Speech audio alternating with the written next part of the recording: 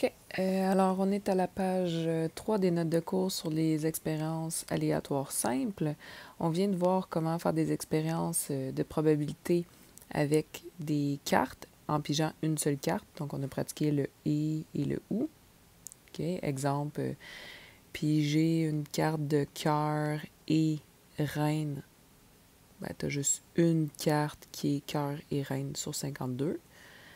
Mais si je t'avais dit piger une carte de cœur ou une reine, ben là, il aurait fallu que tu prennes pour gagner toutes les cartes de cœur plus toutes les reines. Donc, ça aurait fait 13 cartes de cœur plus une, 2, 3 reines. Donc, ça aurait fait 16 cartes sur 52. Okay? Ça, c'est ce qu'on a appris par rapport à piger une seule carte. On peut faire des probabilités avec un jeu de cartes en pigeant 2 cartes, okay, ou 3 cartes, 4 cartes. Mais dès qu'on a des étapes, là, ça va être la multiplication. Genre les probabilités de ta première carte fois la probabilité de piger ta deuxième carte. Si on en pigeait 3, encore de la multiplication. Pigeait 4, encore de la multiplication. Donc là, vu qu'on en pige juste 2, on va multiplier. C'est important de savoir si tes cartes que tu piges, c'est avec ou sans remise.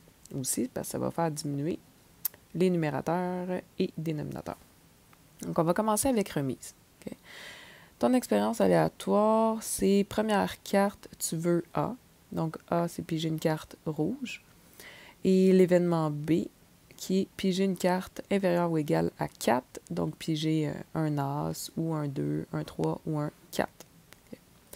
Vu que c'était 2 cartes, première carte, deuxième carte, c'est de la multiplication. Piger une carte rouge, tu en as 26 cartes rouges sur un total de 52 cartes.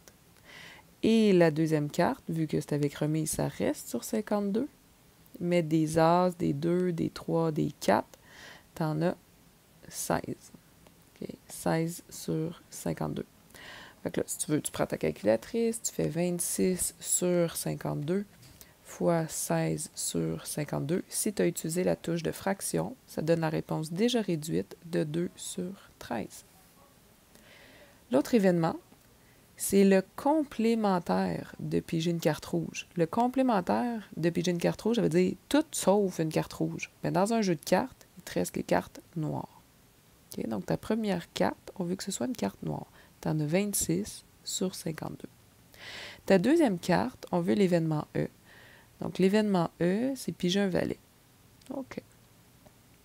Donc, des valets, bien, vu que tu as remis la première carte pigée, donc tu as remis la carte noire que tu as pigée, tu as encore 52 cartes dans ton paquet, des valets, il y en a 4. Okay. Fait que là, quand tu utilises ta calculatrice, divisé par 52 fois 4 sur 52, tu obtiens 1 sur 26. Le dernier exemple avec remise, c'est F et F. Donc, piger une dame et encore une dame. Ta première dame, tu en as 4 sur 52. Okay, tu as la dame de cœur, la dame de carreau, la dame de trèfle, la dame de pique. Okay, c'est les 4 madames. Puis après ça, tu remets ta carte, tu piges une deuxième fois, tu as encore 4 sur 52. Quand tu utilises ta calculatrice ou tu simplifies tes fractions, ça va te donner 1 sur 169. On va aller refaire des piger 2 cartes, mais sans remise. Première carte, deuxième carte. C'est de la multiplication. Au départ, tu en as 52, mais attention, la première carte que tu vas piger, tu ne la remettras pas, fait que ton total va tomber à 51. L'événement A, c'était piger une carte rouge. Okay? Piger une carte rouge.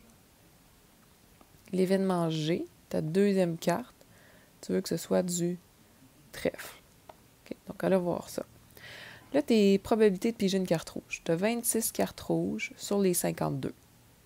Là, tu prends ta carte rouge, pas toutes les cartes rouges, tu as pigé une carte rouge, puis tu l'enlèves du paquet. Fait que tu es rendu à 51 cartes.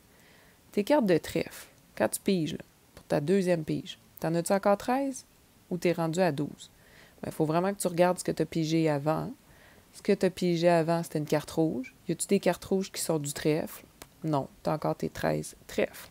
Donc là, ça fait 26 sur 52 ou une demi, fois 13 sur 51. Ça va te donner des fractions un petit peu plus bizarres comme réponse. 13 sur 102. L'autre, ta première carte, deuxième carte, Ça, c'est le complémentaire de l'événement A. Le complémentaire de piger une carte rouge, c'est piger le contraire, donc une carte noire.